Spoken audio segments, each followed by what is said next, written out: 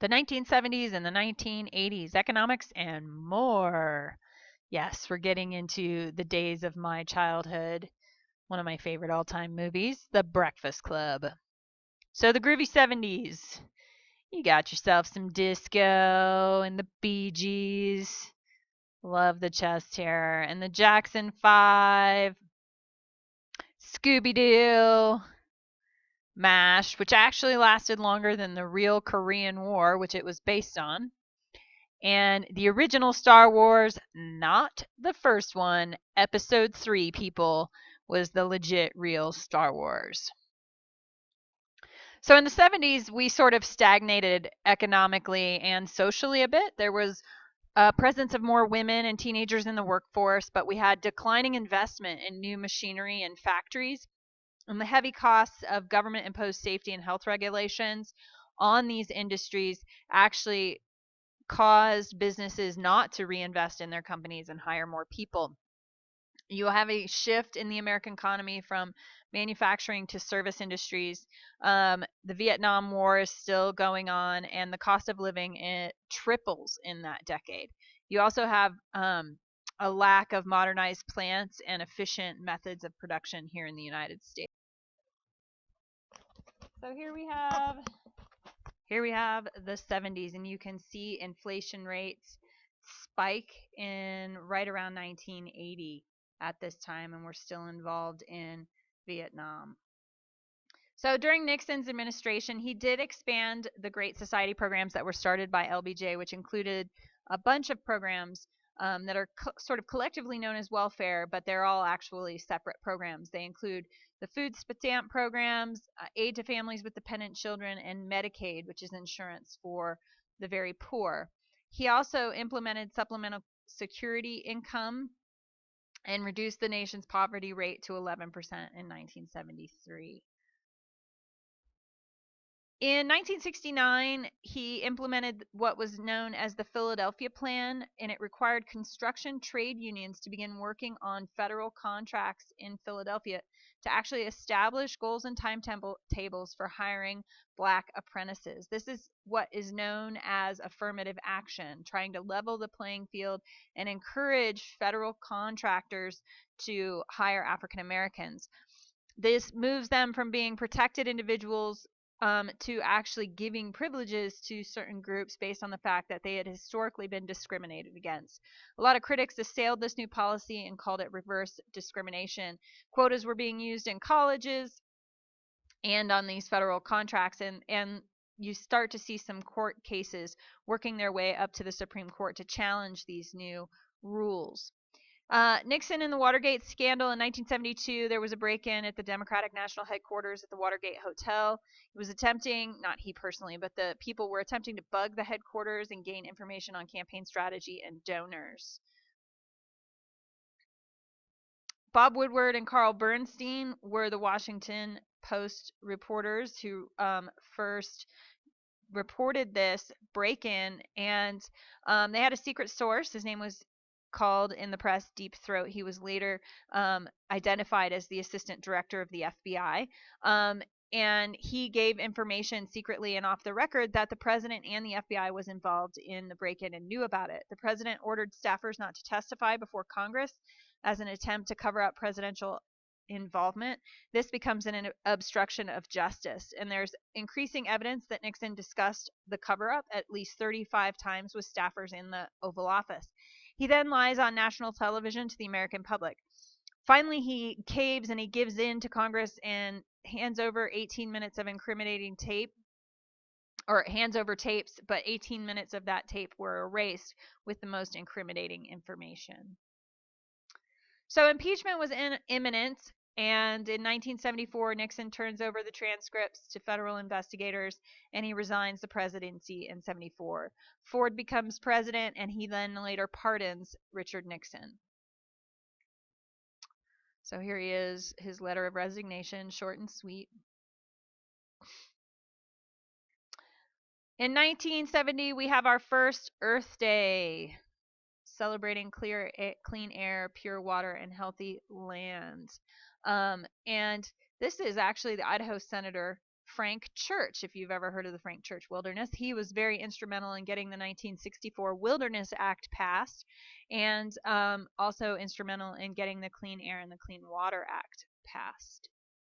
So you also have new agencies that are created at this time in the late 60s, early 70s. One is the Environmental Protection Agency and the Occupational Health and Safety Administration. They worked for creating sort of sanity in the workplace and safe working conditions, as well as clean air and water. They worked to reduce automobile emissions and clean up the fouled waterways and toxic waste sites. So the Clean Air Act was passed in 1970, and the Endangered Species Act was passed in 1973. So this was a typical scene in an industrial city in the 70s.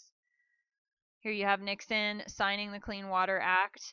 This comes on the heels of, in the 1950s, the Cuyahoga River in Cleveland, Ohio, actually had so much oil waste in it that it caught on fire, and it wasn't uncommon for things like that to happen, and chemical waste and spills. You had 3 Mile Island, you had Love Canal, all of these places where people were sort of touched with environmental degradation right in their backyard. You also had the book Silent Spring, written by Rachel Carson, that's published, that sort of exposes the effects of poisonous pesticides. This sort of gives birth to the environmental movement, the modern environmental movement, and inspired action. She was kind of a muckraker in her day. With all of this going on, we had some pretty intense inflation. So in 1971, the president imposed a 90-day wage and price freeze and took the U.S. off the gold standard, which would then devalue the dollar. Inflation was further fueled by an energy crisis that started in 1973 when the Arab countries that belonged to OPEC, the Organization of Petroleum Exporting Countries, decided to issue an embargo on oil for countries supporting Israel, which would be the United States. It ended the era of cheap and abundant energy and revealed our dependence on foreign suppliers, and we needed to start to look elsewhere for a source of energy. It energized domestic products here in the United States, including the building of an Alaskan pipeline and the formation of a national speed limit, dropping that speed limit down to 55 miles an hour. We could never sort of again consider a policy of economic isolation, and much of our foreign policy is related to our dependence on foreign oil. So you can see our oil imports as a sort of percent of our GDP, and it sort of peaks out again in the late 70s and then drops, and then it's starting to peak out again by 2005. So this led to actual gasoline shortages where gas stations closed and there were really long gas lines. I love this dude in his super hip 70s pants with his lawnmower waiting in line, almost like going to Costco to wait in line for gas anymore, but that's just because it's cheaper there. So here's a typical gas line in California in 1973 at a Standard Oil station. People lined up around the block to get their gas. So Americans have always had a love affair with their cars. Not unusual. And if you notice, these cars in the 1970s were large, American-made, heavy cars. So this oil embargo and this gas crisis in the United States actually fuels a new type of automobile. Japanese and German builders had always been building smaller, fuel-efficient cars, but they suddenly have immense appeal among Americans because of their fuel efficiency and how many miles per gallon you could get. Post-World War II, Japan tapped into a manufacturing market and created the second largest manufacturing economy in the world. My parents had several of those Datsun 710s. You know, people were talking about buying reliable, easy to drive transportation. You also saw pretty large budget deficits in the United States. Interest rates began to be pushed higher and higher. In the early 80s, interest rates on loans were around 20%. To put it in perspective, right now, interest rates are right around 4 to 6% interest. So if you were trying to buy a house in the late 70s, early 80s, it was extremely expensive, and most of the money you would be spending on interest to that bank. So President Carter, who is president after Gerald Ford, actually, starts an energy crusade. And he calls this a moral equivalent to war. He calls for improved energy conservation and trying to curtail the large manufacture of big cars. And this was met with public apathy and criticism and open hostility from Congress. Then poor Carter gets stuck with another diplomatic disaster, which is the Iranian Revolution. And in January 1979, Mohammad Reza Pahlavi was established as the Shah, or the king, with aid from the United States. And he was overthrown in 1979. And as a result of this, Iran stopped the flow of oil into the world markets and took advantage, and this hiked petroleum prices even more. As a result of this, then, in November of 1979, Iranian militant students stormed the U.S. Embassy in Iran and took all of its occupants hostage, demanding that the United States return the Shah, who was here in the U.S.